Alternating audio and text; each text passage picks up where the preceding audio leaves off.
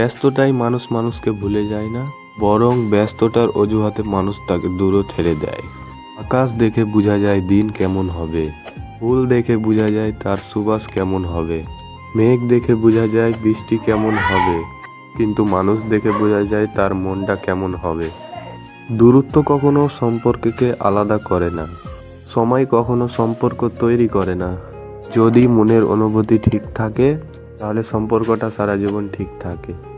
কে পাশে থাকবে আর কে পাশে থাকবে না মিশের উপর এর নির্ভর করে না।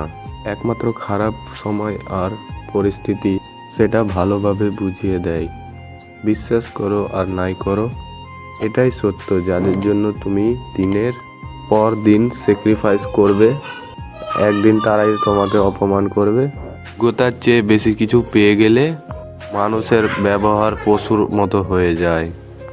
1000 যোগ্য ব্যক্তির মৃত্যুতে যে ক্ষতি হয় তার চেয়ে বেশি ক্ষতি হয় যখন কোনো অযোগ্য ব্যক্তি ক্ষমতায় আসে।